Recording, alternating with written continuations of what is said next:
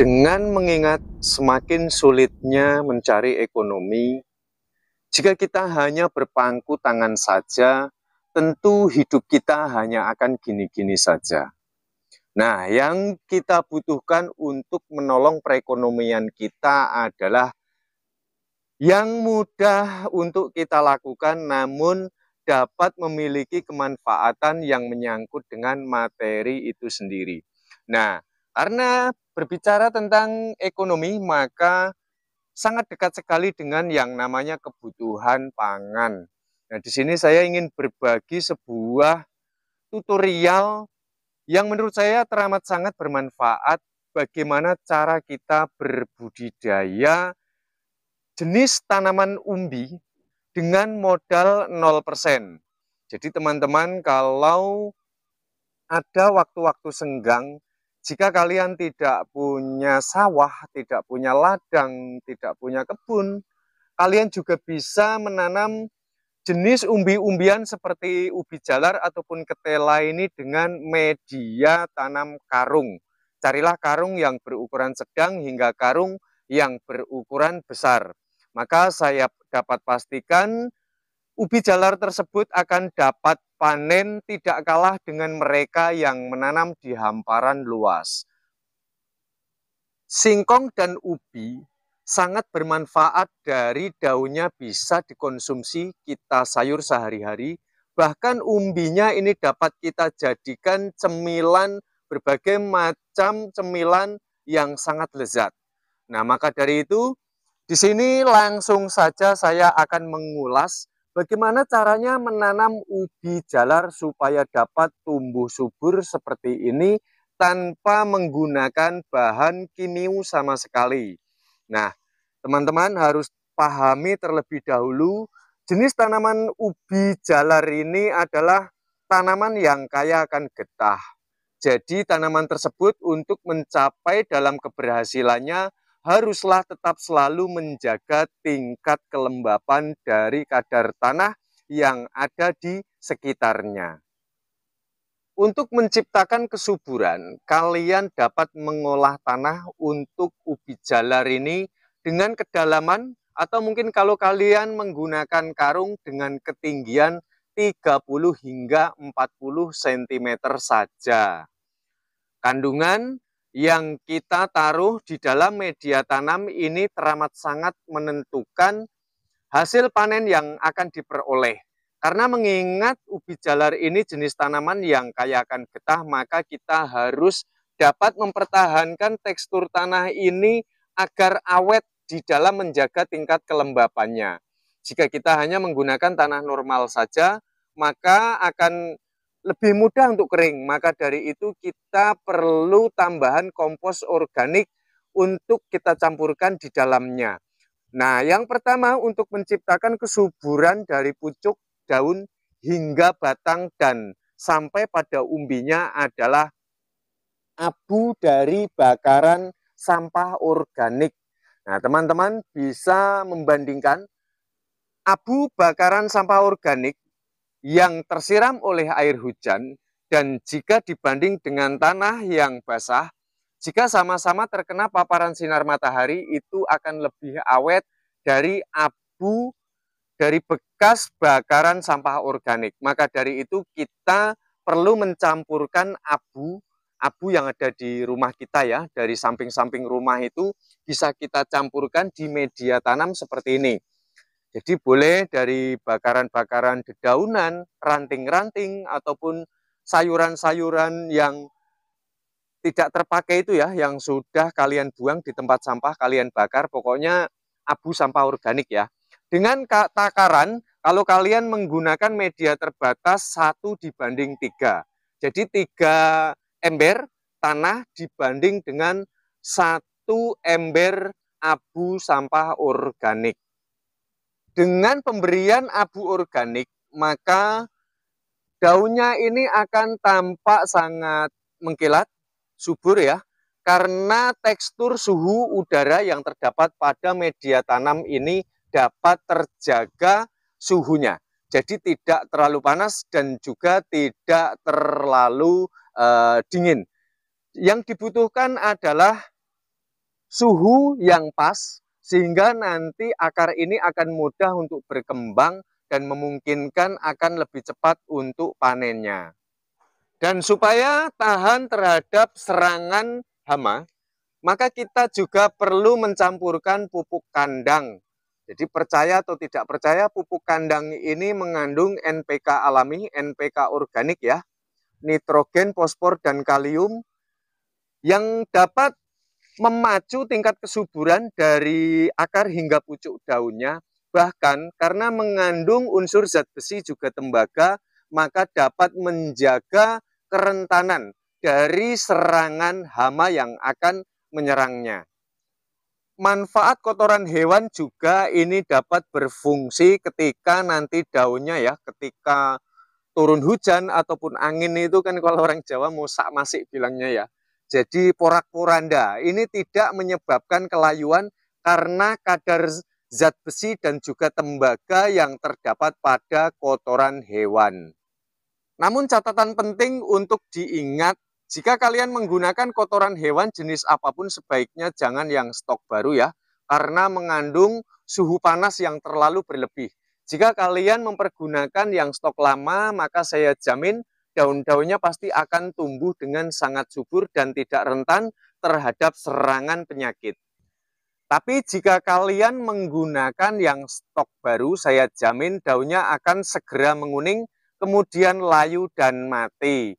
Nah teman-teman, jika kalian ingin lebih maksimal lagi ya, kalian dapat menggunakan sekam bakar ya. Jangan sekam yang mentah ya. Apalagi kalau sekam mentah, ini dikasih berlebihan dapat mengakibatkan nanti seperti ini, kuning-kuning kayak gini nih daunnya nih ya. Ini cepat banget karena suhu panas yang terlalu berlebih di sekitar media akar, sehingga ini dapat menyebabkan kematian pada seluruh tanaman. Untuk menangkal, karena mencegah ini lebih baik daripada mengobati ya. Untuk menangkal hama yang akan mendekatinya, kita harus mempersiapkan insektisida. Jadi kalian dapat menggunakan insektisida berbahan alami. Jadi kalian dapat menggunakan bahan-bahan yang ada di rumah kalian.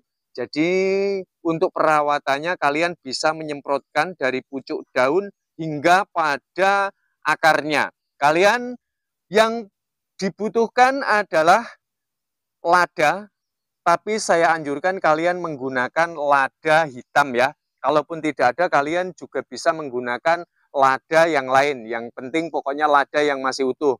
Jangan membeli yang bubuk ya. Nah, jadi kalian perbandingannya ambil lada 1 sendok teh dengan perbandingan takaran airnya 1 liter. Dan lalu kalian campurkan dengan jahe, daun pandan, dan juga kalian dapat mencampurkan bawang putih. Lalu semua racikan tersebut kalian tumbuk hingga halus, lalu lakukan perebusan. Nah setelah airnya mendidih, kalian dapat kira-kira sendiri nanti. Yang penting nanti cairannya tersebut memiliki aroma yang menyengat dan terasa pedas, karena dari bahan-bahan tersebut ini tidak disukai oleh hama ya, seperti kutu kebul, seperti juga semut, tikus, belalang, juga hama-hama yang lain sebagainya.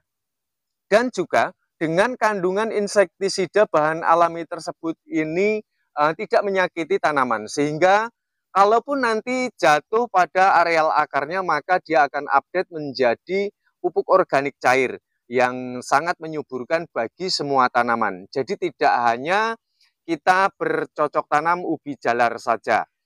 Nah teman-teman, lalu yang berikutnya adalah dalam pemilihan bibit sebaiknya diperhatikan ya.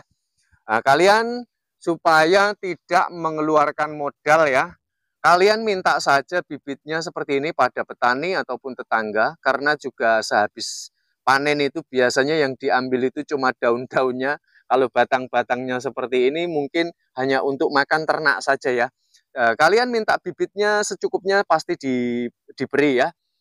Nah, untuk menciptakan hasil panen yang lebih baik, juga lebih cepat untuk panen, kalian jangan menggunakan bibitnya yang di pucuk seperti ini. Alasannya karena adalah ketika nanti kita pangkas, di pucuknya ini akan mengalami layu sejenak. Dan di samping itu di bagian pucuk seperti ini dia akan berfokus terhadap kemunculan akarnya. Nah, sehingga sangat memungkinkan sekali nanti untuk mencapai panennya ini akan lebih lama. Apa nggak bisa tumbuh, Bang? Jawabnya bisa, tapi nanti panennya ataupun tumbuhnya itu agak lebih lama. Juga kalian jangan mempergunakan batang yang sudah tua, karena batang yang tua ini tidak dapat memunculkan akar yang lebat. Perlu difahami bahwa akar yang lebat ini dapat memicu tingkat kesuburan, bahkan umbinya pun akan diupdate oleh jumlah akarnya. Kalau akarnya hanya sedikit, otomatis nanti tumbuhnya daun juga hanya akan sedikit karena proses penyerapan makanannya tidak dapat maksimal. Nah, lalu yang baik itu kalian menggunakan bibit yang berukuran sedang. Lihat seperti ini ya. Cari batangnya syukur-syukur yang sudah besar, tapi tidak terlalu tua juga tidak terlalu muda. Nah, dia yang sudah muncul akar-akar sedikit seperti ini, putih-putih ya, lembut-lembut seperti ini. Ini jika kalian tanam, maka dalam jarak kurang lebih 2 hari sudah langsung tumbuh.